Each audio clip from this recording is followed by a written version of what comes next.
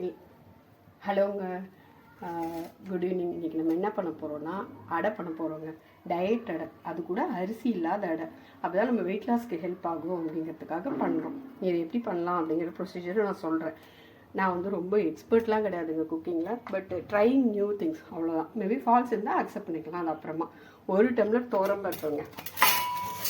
ஓகேவா? நீங்கள் உங்களோட குவான்டிட்டிக்கு ஏற்ற மாதிரி, உங்களோட மெம்பர்ஸ்க்கு ஏற்ற மாதிரி நீங்கள் டெசிஷன் எடுத்துக்கோங்க. நான் ஒன்று போடுறேன் என்னோடய இதுலேருந்து. இப்போ பார்த்தீங்கன்னா கடலப்பருப்பு ஒரு 3/4 டம்ளர் கிட்ட போடுறேன். அவ்வளோதான். ஓகேவா?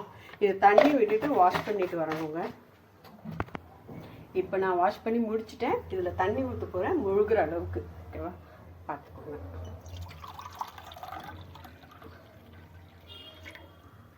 1 2 நான் வந்து ஒரு 3 டம்ளர் விட்டுருக்கேங்க. தேவைன்னா அப்புறமா நம்ம விட்டுக்கலாம். அடுத்து மிளகா ஒன்று போடுறேங்க. நான் ஒரு 1 2 3 4 5 6 7 8 9 10 மிளகா போடுறேங்க. உங்களுக்கு எவ்வளோ வேணுமோ காரத்துக்கு ஏற்ற மாதிரி போட்டுக்கோங்க.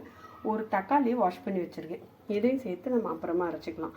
ஒருவேளை மாவு புளிக்கலை அப்படின்னா நம்ம தயிரை ஆட் பண்ணிக்கணும். அப்போ தான் நமக்கு டேஸ்ட் கிடைக்கும். ஓகே, இதாங்க நம்மளோட பிளானு.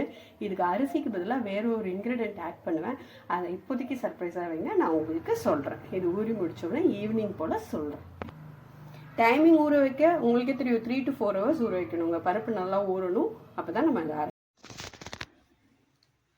நம்ம ஊற வச்சுருந்தோம் இல்லைங்க, அதை அரைச்சிருக்கேன். எனக்கு கம்ஃபர்டபுளாக இருக்கிற ஸ்டேஜில் அரைச்சிருக்கேன். இதில் என்ன இருக்குன்னா கடலப்பருப்பு, துவரம்பருப்பு, மிளகாய், உப்பு, இது 3 போட்டு அரைச்சிட்டோம். அரிசி போடலை. நான் அப்பயே சொன்னேன் இல்லையா, அரிசிக்கு பதிலாக நம்ம வேற ஒன்று யூஸ் பண்ண போகிறோம். ஏன்னா இது வெயிட் லாஸ் ஃபுட்டு. இதில் அரிசி போட்டால் கார்போஹைட்ரேட்ஸ் ஆட் ஆகிடும்னு சொல்லிட்டு நான் வந்து கடலை மாவு போடுறேங்க.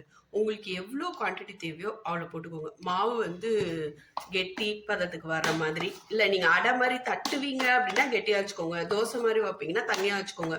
உங்களுக்கு எவ்வளோ தேவையோ கன்சிஸ்டன்சிக்கு ஏற்ற மாதிரி கடலை மாவு போட்டுக்கோங்க. கடலை மாவு போட்டுட்டு கலரிட்டு நம்ம ஆஸ் யூஷுவல் வெங்காயம், கொத்தமல்லி என்ன அடைக்க தேவையோ அதை போடணும். நான் வந்து ஆல்ரெடி தக்காளி போட்டிருக்கேன் அரைக்கும் போது. உங்களுக்கு இஷ்டம்னா அதை போட்டுக்கோங்க. இல்லை உங்களுக்கு தக்காளி உங்கள் வீட்டில் யாரும் சாப்பிட மாட்டீங்கன்னா போடாதீங்க. புளிப்பு இல்லை உடனே வாக்கணும் அப்படின்னா கொஞ்சம் புளிப்புக்கு தயிர் ஆட் பண்ணிக்கோங்க. இல்லைன்னா கொஞ்சம் நேரம் கழிச்சு அடை வார்த்து பாருங்க, அடை சூப்பராக இருக்கும். இது அரிசியே இல்லாத அடைங்க, அதனால தான் இப்படி இருக்குது. நான் கட் பண்ணி வச்ச வெங்காயத்தை போடுறேன். நான் ரொம்ப பொடி பொடியாலாம் வெங்காயம் கட் பண்ண மாட்டேன், சுமாராக தான் கட் பண்ணுவேன். எக்ஸ்பர்ட்லாம் இல்லை. அப்புறம் கொஞ்சமாக கொத்தமல்லி போடுறேன். உங்களுக்கு என்ன இதில் அடிஷ்னலாக இஞ்சி பூண்டு அதெல்லாம் வேணும்னா போட்டுக்கோங்க. நான் போடலை. இது ரெண்டோடு நான் நிறுத்திக்கிறேன். நிறுத்திட்டு நான் வந்து அடை தட்டி சாப்பிட்டு போகிறேன். இதுதான். நான் என்னன்னாங்க, நான் வந்து கையிலே எல்லாத்தையும் கலருவேங்க. எனக்கு கையை நான் க்ளீனாக வாஷ் பண்ணிட்டு தான் அதை பண்ணுவேன். ஏன் அப்படின்னு சொன்னால் பண்ணுவேங்க, எனக்கு கை யூஸ் பண்ணுறது பிடிக்கும். ஏன்னா கைமணம்னு ஒன்று இருக்குது. அது மாதிரி கையில் நமக்கு ஒரு பாக்டீரியா இருக்குது. அது வந்து இந்த மாதிரி மாவோட நம்ம கை வச்சு கலரும் போது அது ஆட் ஆகும் அப்படின்னு என்னோட பிலீஃப். ஆனால் நான் கையை ஹேண்ட் வாஷ் பண்ணிவிட்டு க்ளீனாக வச்சுப்பேன். சில பேர் கரண்டி ஸ்பூன் யூஸ் பண்ணுவாங்க, அப் டு தெம். பட் எனக்கு கை வச்சுக்கிறது கம்ஃபர்டபுளாக இருக்கும். அதில் எனக்கு ஹெல்தி அப்படின்னு எனக்கு ஒரு பிலீஃப் இருக்குது. ஸோ நான் அதை பண்ணுறேன். நம்மளோட மாவு ரெடிங்க. கொஞ்ச நேரம் ஊற வச்சுட்டு நம்ம கொஞ்ச நேரம் அப்படியே வச்சுட்டு நம்ம தோசை வார்த்து பார்க்கலாம். அடை தோசை.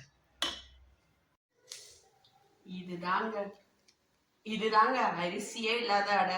கடலை மாவு போட்டது, பருப்பு எல்லாமே இருக்கு, தக்காளி இருக்கு, தயிர் இருக்கு, கொரியாண்டர் லீவ்ஸ் இருக்கு. ஹெல்தி டயட் ஃபுட்ல இது மேட்ச் ஆயிடுங்க. நான் ஆயில் ரொம்ப லெஸ்ஸா விடுறேன். நீங்களும் எவ்வளோ உங்களுக்கு ஏற்ற மாதிரி, உங்க டேஸ்ட்க்கு ஏற்ற மாதிரி ஆயில் விட்டுக்கோங்க. பட் நான் ஆயில் விடலை. இது வந்து சின்ன வயசுலேருந்து எங்கள் வீட்டில் அடை எங்கள் பாட்டி வார்த்தா அப்படின்னா அது வந்து ஃபெஸ்டிவல் மாதிரி வெயிட் பண்ணிட்டு இருப்போங்க. அப்பாடா இன்னைக்கு அடை அப்படின்னு. சின்ன வயசுலேருந்தே இந்த அடம்புல ஒரு லைக் இருந்தது எங்களுக்கு. இது வந்து ஃபெஸ்டிவல் மாதிரி அடை. ஸோ இன்னைக்கு அதை ட்ரை பண்ணியிருக்கேன். நீங்களும் ட்ரை பண்ணி பாருங்க. நல்லா இருந்ததுன்னா சொல்லுங்க. சேனல் பிடிச்சிருந்தா லைக் பண்ணுங்க, சப்ஸ்கிரைப் பண்ணிக்கோங்க, கமெண்ட்ஸும் போடுங்க. அப்பதான் எனக்கு இன்ட்ராக்டிவா இருக்குங்க. நான் திருப்புறேன் வெந்ததுக்கு அப்புறம்.